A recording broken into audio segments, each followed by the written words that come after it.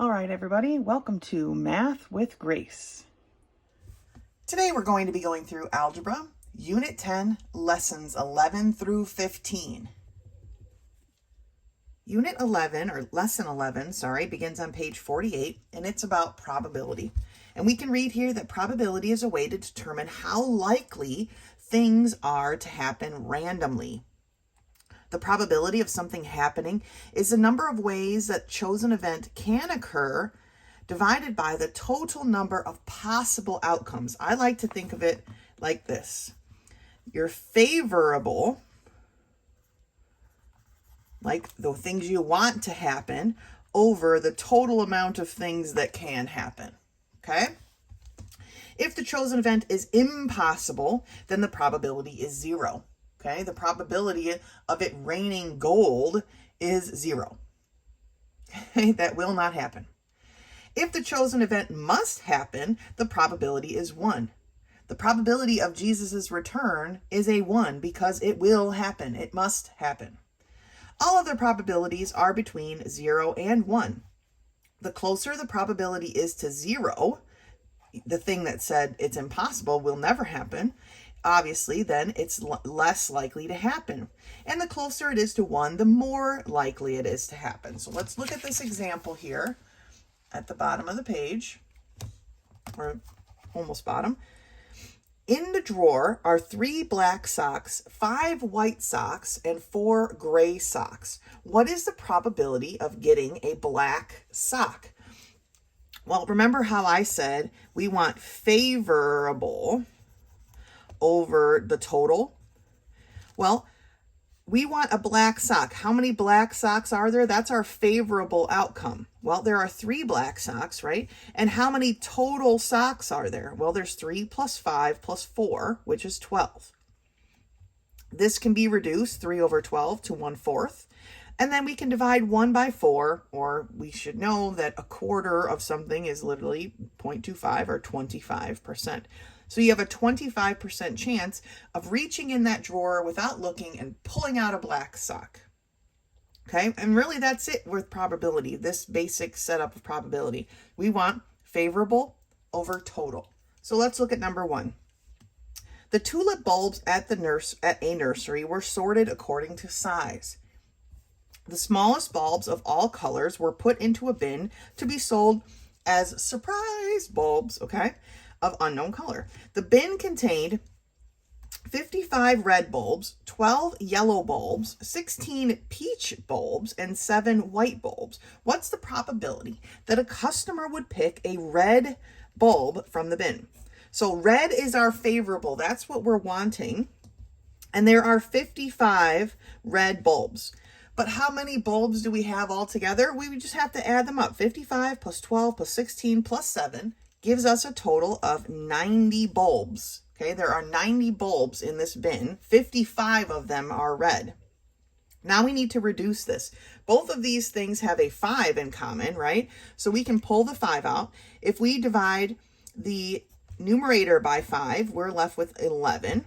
If we divide the denominator by 5, we are left with 18.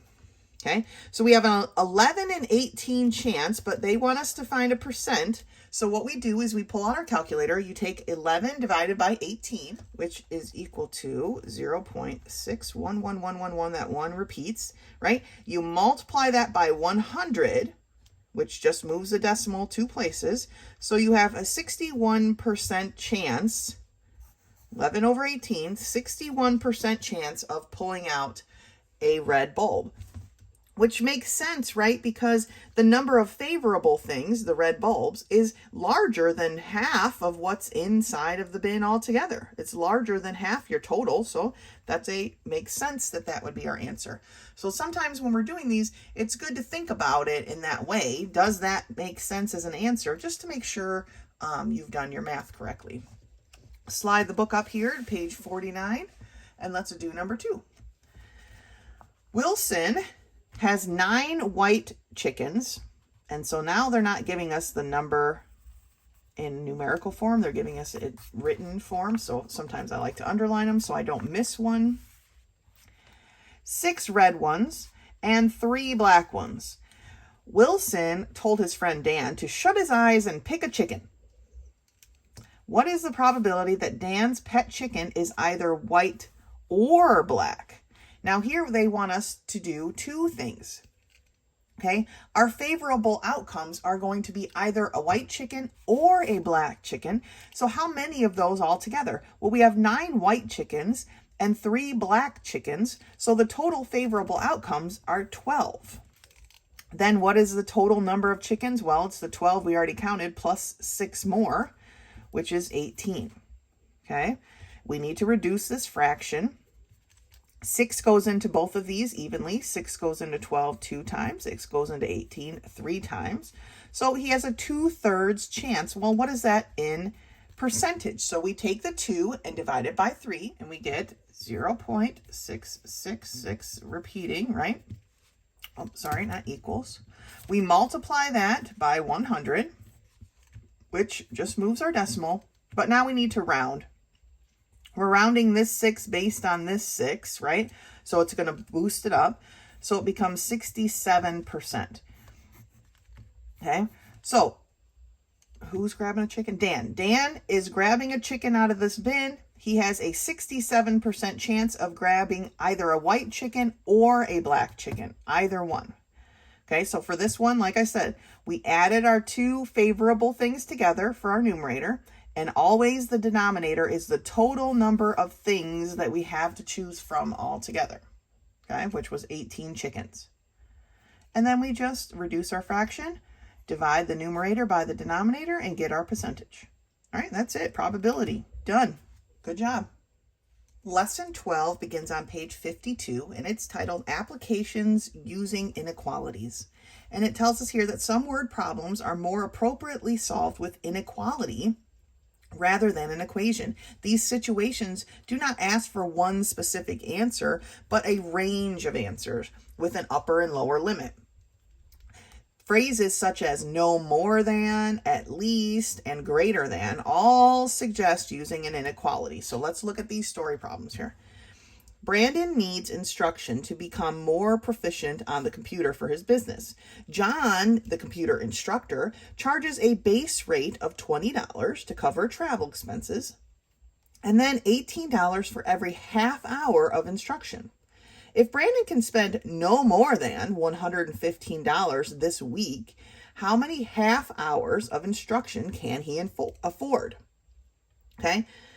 Half hour increments, they're using that as their X, right? That's what we're looking for. How many of these half hour things can he afford to do? Well, the $20 base rate plus $18 times the number of half hour increments, right? Because each half hour is $18. So $18 times our X, how many of those has to be less than or equal to $115, because that's all he has to spend. He doesn't have any more than that this week. He's trying to be smart with his budget, right? So we set up an inequality, and then we just solve it like we would normally solve any old inequality, and it comes to that X is less than or equal to 5.27.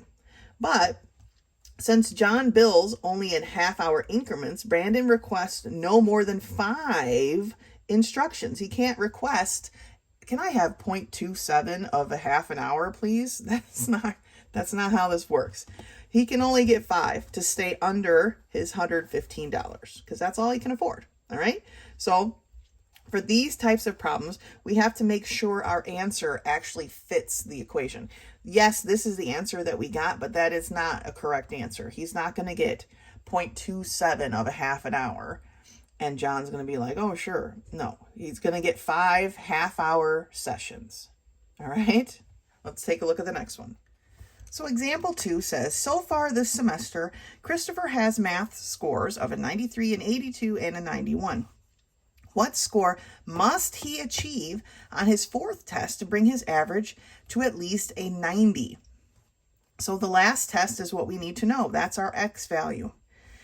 So remember, finding an average, we add everything together and divide by the number of things, right? Well, if we add up all his test scores and divide that by 1, 2, 3, 4 test scores, they have to be greater than or equal to a 90. That's what he's looking for. He wants to get his average to be a 90. So we set up an average problem here.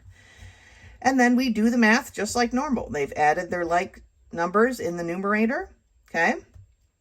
To get rid of this 4, we have to multiply both sides by 4. They don't really show that in the example, but when you multiply the whole thing by 4, you get to cancel the 4 on this side. 90 times 4 is 360, okay? And now you can solve for x by subtracting, and you find out that on his next test, he has to get at least 94% or better to have his average be 90. All right, so this problem was an average problem. We just had to get that set up. Rolling over here to page 53. Oops, it's stuck. Another type of problem that works best solved as an inequality is where a value is between two limits.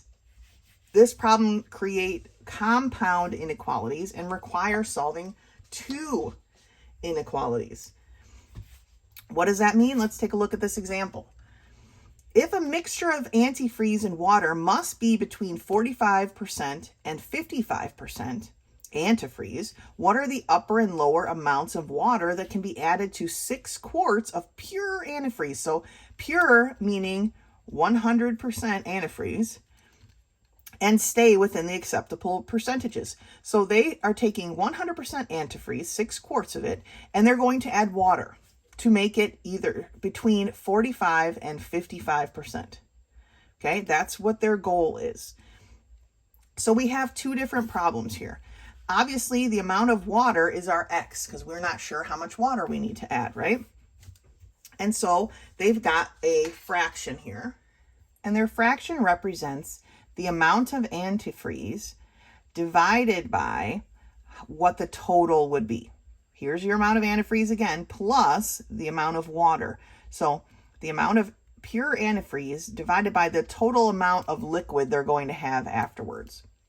That is what this fraction represents. Okay, it says right here, represent the percent of antifreeze as water is added in. You have the 6 quarts of antifreeze divided by your new mixture, your total mixture, which is x plus 6. X meaning the amount of water you're adding, right? And it has to be greater than 45%, but less than 55%. So this is where we get our two equations from. We have to set them up separately. The first one being that 0.45 is less than 6 divided by x plus 6. And 6 divided by x plus 6 has to be less than 0.55. Those are your two equations. And then you solve each of those, starting out by multiplying both sides by x plus 6 to get rid of this fraction. Okay, they did it on both sides, and then they just solved, okay, all the way through. And then they got here that for their 45%, x has to be less than 7.3. Okay, it has to be less than 7.3 quarts of water added. To get their 55%, x has to be greater than 4.9. It has to be more than 4.9 quarts of water. So then we rewrite the equation into 1. If you left it like this, I wouldn't be, label it please. But really, what we need is in one equation that shows us that we have to add more than 4.9 quarts of water, but less than 7.3 quarts of water. We have to add somewhere in between those two is what's going to give us a concentration between 45 and 55%. All right, let's take a look at these problems. Eric began a business in which he estimated that he will need to charge his customers $35 per hour. His business expenses are approximately $650 per week. How many hours per week must he work to have a profit of at least $3,000 per month? They want us to calculate this on a 4-week month, okay? So his expenses are $650 per week. What does that mean in a month, right? So we take 650 times that by 4, because there's 4 weeks in a month. They want us to use a 4-week month. And what do we get? we get $2,600. That's his total monthly expenses. Well, how many hours must he work to have a profit of at least $3,000 per month? Well, profit means that he's paid his bills and still has $3,000. All right. So $35 per hour times X amount of hours. We don't know. That's what we're trying to figure out. How many hours does he need to work? Minus his expenses. Remember, expenses are things that cost you. Okay, electric bill, your gas bill, your rent. Those are things that cost you money. So they're subtracted from the money that you make. And we want this to be, okay, this number, we want it to be greater than $3,000 or equal to, because it says at least $3,000. Right? We want this to work out greater than $3,000. He wants at least $3,000 of profit each month, right? So you see how this equation was made out? $35 per hour. We don't know how many hours, so that's our X. When you take the amount of money that you make times the amount of hours that you work, that's how much money you make, okay? So if you made $10 an hour and worked 15 hours a week, you would take 10 times 15 and you would be making $150, okay? That's the basic setup here. We subtract from that our expenses, because expenses are money we have to pay someone else, right? And we want that to be greater than or equal to 3,000. So now we just solve this like a normal inequality, right? We need to deal with this negative 2,600, so we're going to add 2,600 to both sides. Okay, this cancels. So we have 35x is greater than or equal to 5,600. 35 is being multiplied by x. We're going to do the opposite and divide. And we see that x is equal, or not equal. X has to be greater than or equal to 160.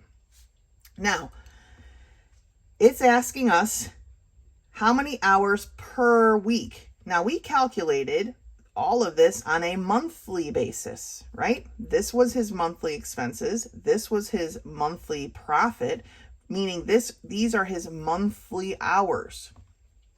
He does not have to work 160 hours a week. That would be crazy, right?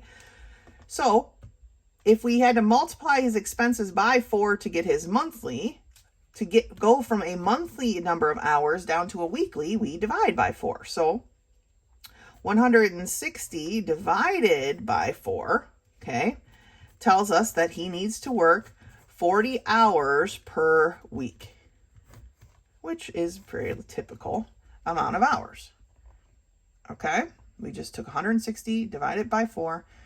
So when you're answering these questions, once you get your equation set up, and if you need help getting it set up, please contact me. I'm happy to help with that step. I know you know how to do the math. We do the math and figure out. Make sure the answer you figured out is what they're asking.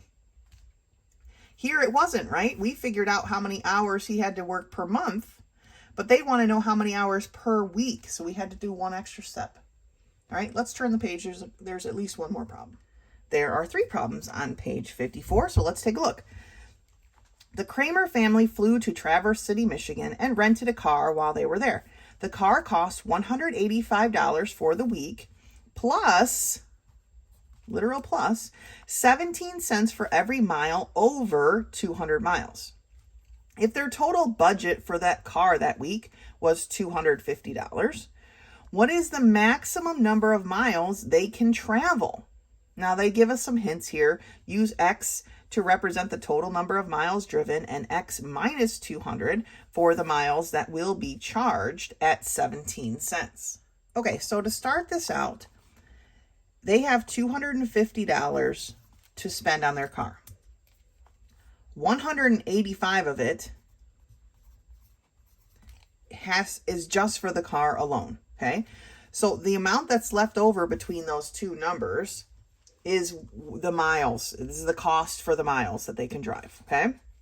So the equation or inequality says that whatever this is, okay, has to be less than or equal to the rest of this stuff here where they have their miles driven. It's 17 cents a mile, 0.17. That's how we write 17 cents, right?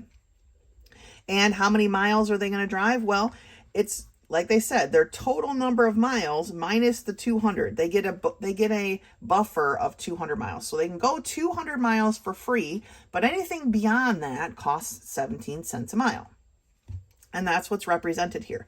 Their total number of miles minus the 200 free miles says whatever else they drive is 17 cents. All right, now we can just work this out like a regular equation. 250 minus 185 is 65, which is less than or equal to 0.17x, right? We're distributing through, and 0.17 times 200 is a negative 34. Okay, negative 200, negative 34. Now, I need to move this 34, so I'm going to add 34 to both sides. Okay, it cancels out here. I've got 0.17x now is greater than or equal to 65 plus 34, which is 99. And then we take, and our 0.17 is being times by x. We're going to do the opposite and divide. Oops, 17. These cancel. And so we know that our x is equal to 582 point, I'm going to say 35 for right now.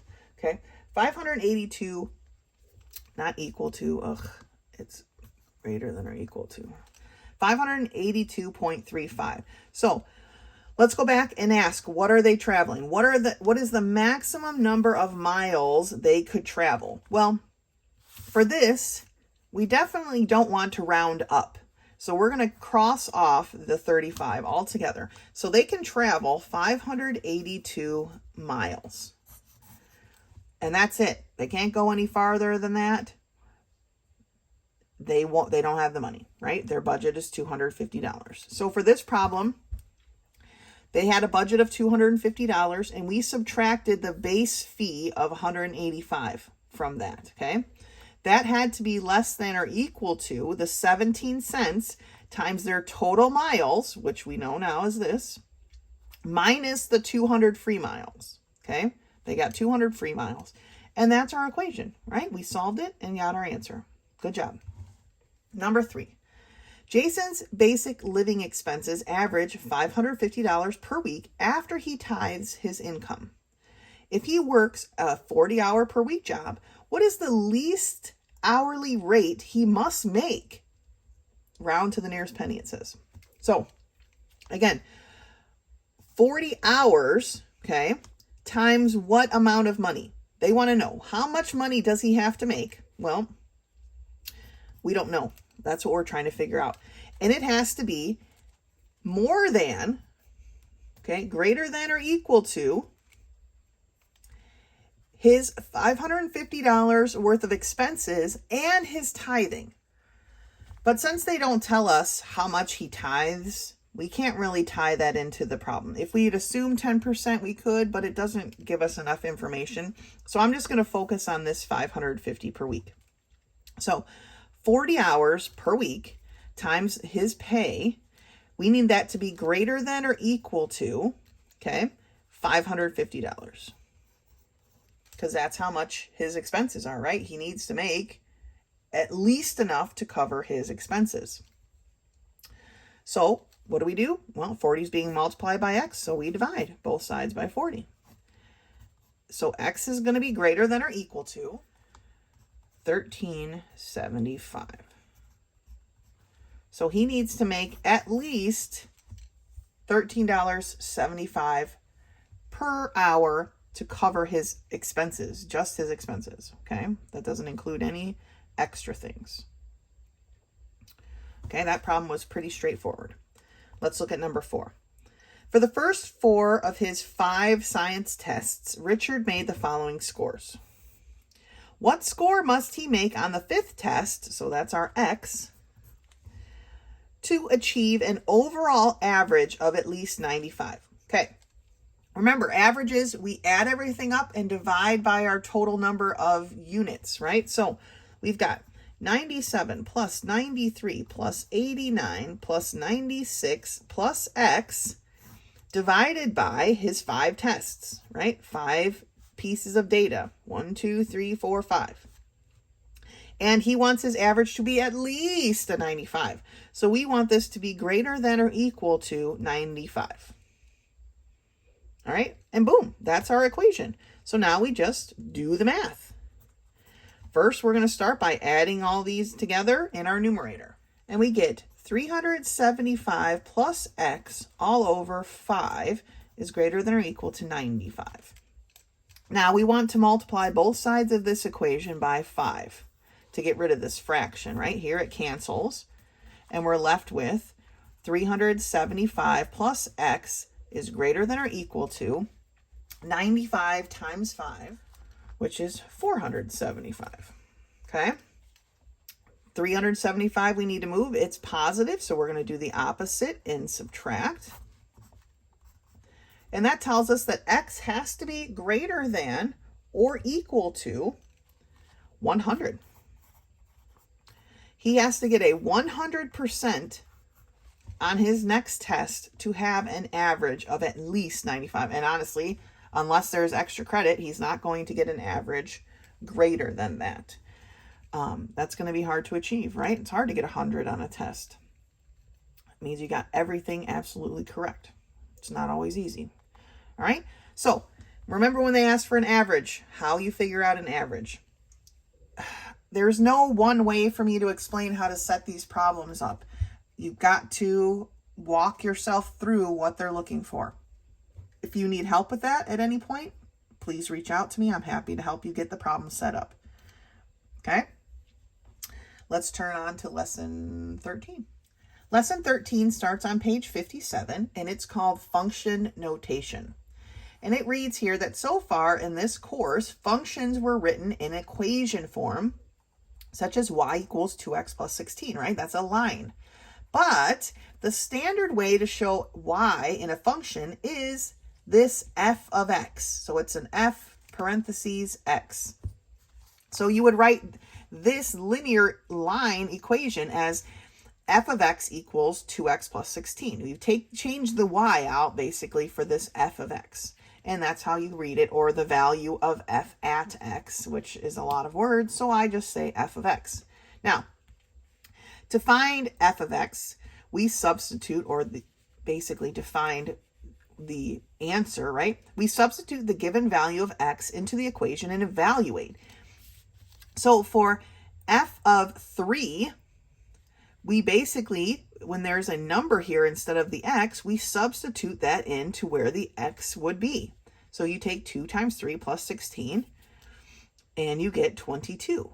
So when x is 3, y is 22, and that's that ordered pair written like this. So the advantage of using the f of x form is basically it shows your input, and it gives you, then it also shows the corresponding output. If you input, remember x value is our input, if you input 3, the y value, which is our output, will be 22. Okay, so that's the value of using this notation. So let's look at this example. Evaluate the function f of x equals x squared plus 3 for f of 3 and f of 5. So we have two different equations here. In each of these equations, we're going to put our input value for the x, right? So for f of 3, we take 3 squared plus 3. Well, 3 squared is 9 plus 3 is 12. So when x is 3, y is 12. For here, f of 5, we take 5 squared plus 3. 5 squared is 25 plus 3 is 28. So when x is 5, y is 28. All right? We're not really changing how we solve these. We're just writing it a little bit different. So let's take a look at these problems. If f of x equals 7x plus 3, find f of 2 and f of 6. So f of 2 is going to equal 7 times 2 plus 3. And f of 6 is going to equal 7 times 6 plus 3. Okay, so f of 2 equals 7 times 2, which is 14. 14 plus 3 is 17. So I have 2 comma 17. F of 6 here, I have 7 times 6, which is 42, plus 3, which is 45. So I have 6 comma 45. Okay, see, we're not changing the way we solve these. We're just changing the way we write it here. Looking at number 2.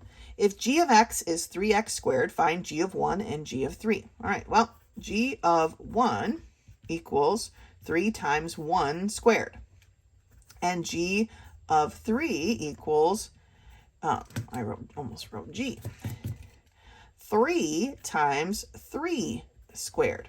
All right, well, g of 1 is equal to 3 times 1 squared. 1 squared is 1, so it's just 3. So when x is 1, y is 3. Okay? G of 3 is a little bit different because we have 3 times 3 squared. 3 squared is 9. So we have, when g of 3, we have 27. So when x is 3, y is 27. All right? And those are the 2 answers for that one. Let's turn the page. There's a couple more on the other side here. For number 3, we have, if f of x is x squared minus 6, find f of 4 and f of negative 2.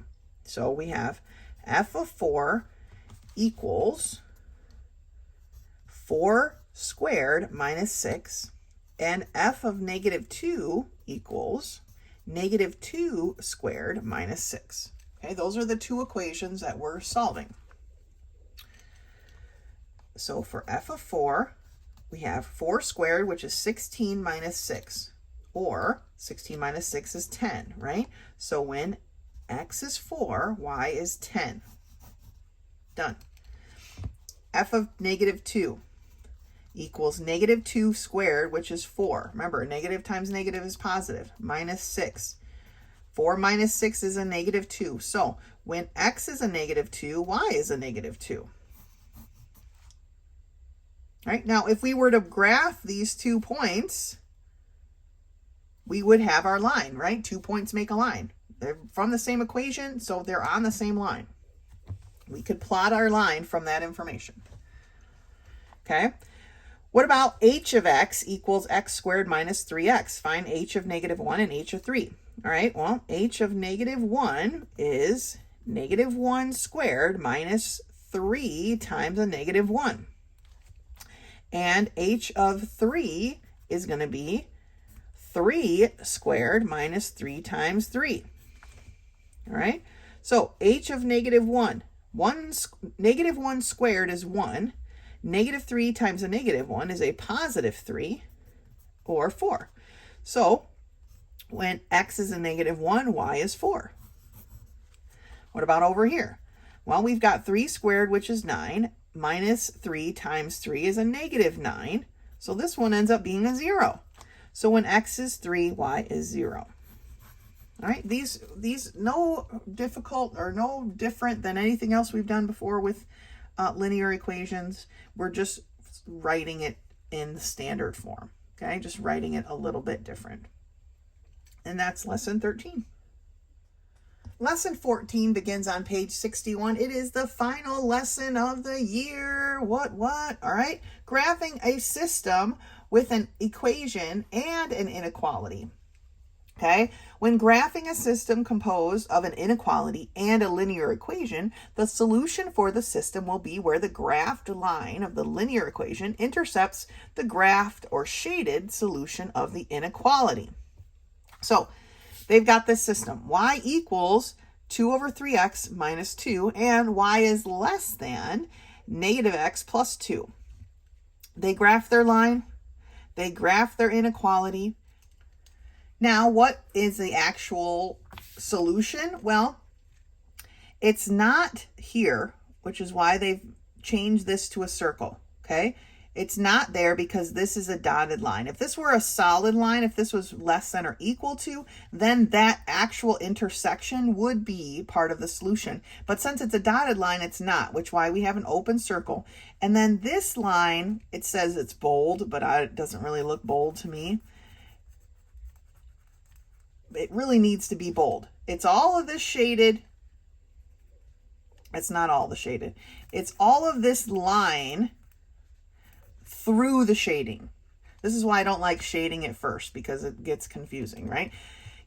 If it was just this inequality, we would be shading all of this. But because we have the line here and it's an equal, which means only the things on this line solve this equation, it's really just this portion of the line, which goes on and on forever, amen, in the shaded area. That's it. That's the solution. So I'll show you how I would represent this, okay? Let's do this one together. Number one, y is greater than x and y is equal to negative x. So y is greater than x. It's going to be a dotted line. We know that right off the bat, right? Because they're not equal to each other. I don't have a b, right? Y equals mx plus b is our slope-intercept form, right? I don't have a b. That tells me I'm starting at the origin, right there in the middle. And my m, or my slope, is just a 1. So I'm going to go up 1 over 1, up 1 over 1, right? Grab my ruler and draw my dotted line. Remember, I like to draw off the graph so I can see everywhere that it goes on the graph. Now, for this equation, oh, and I want to draw my line.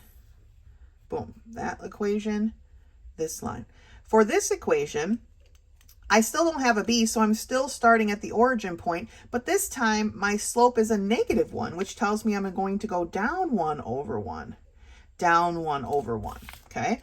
This is an equation. It's an equals, which tells me that it is absolutely going to be a solid as it gets line, okay? Now, going back to my first line, y is greater than. That tells me I'm going to be shading this area up here, right? Greater than means if I'm walking from left to right, right? I'm up here on this side. That's my side I would shade. Since I'm only shading over here, really the only solution, I'd put an open circle here. You don't have to erase what's inside there, although I made it so sloppy that you can't tell that it's an open circle.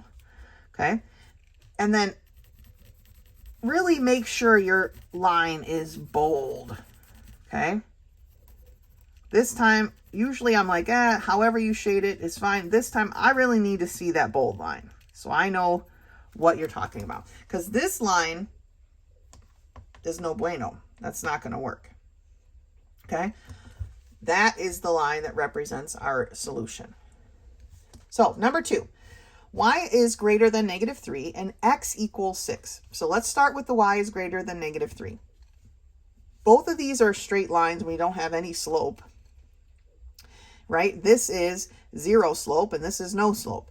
So y is greater than a negative 3. Negative 3 is 1, 2, 3. It's like right here. That is going to be a dotted line. And where are we going to shade? It's greater than, so our shading is going to go this direction. That's that equation.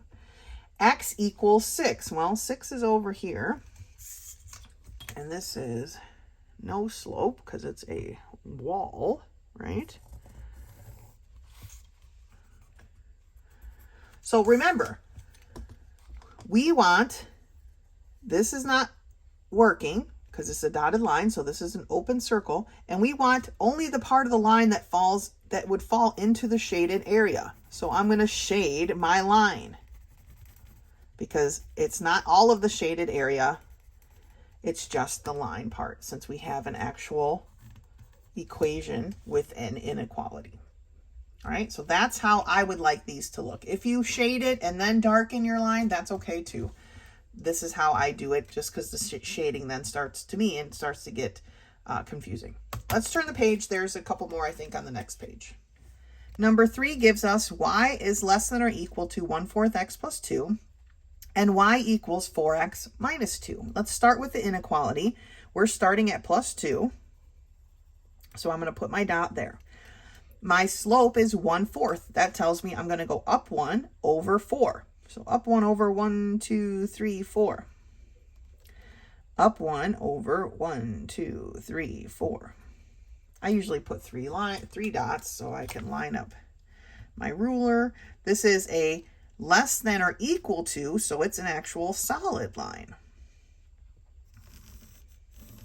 No dotty line this time. Okay, this one's here. Less than or equal to, where would my shading be? Well, if I'm walking across this line, right, it's less than, so it's going to be under my feet. So my shading would be down. Now let's graph this equation. Y equals 4x minus 2. Well, now I'm starting at minus 2 for my line. And my slope is 4, which tells me I'm going to go up 4 over 1. So 1, 2, 3, 4 over 1. 1, 2, 3, 4 over 1. Okay. Started here, went up 4 over 1. 1, 2, 3, 4 over 1. Okay. I was just double checking. And this is an equation, so of course it's a solid line. And there's that line. All right. Now, because they are both solid lines, this point where they intersect is a solid dot this time, right? And I'm going to shade my line. Okay, just like that. All right, last one, number 4. X is greater than 1 and y is equal to negative 4x. So x is greater than 1. Here is my x is 1. This is a dotted line because it's a greater than, not an equal to.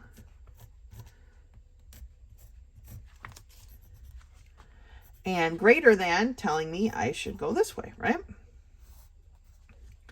Because 5 is greater than 1, 10 is greater than 1, okay? Now, y equals negative 4x. Again, we don't have a b here, so we're starting at our origin point.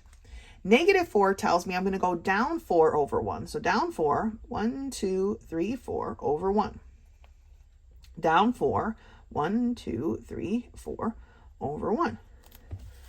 This is a solid line. Okay.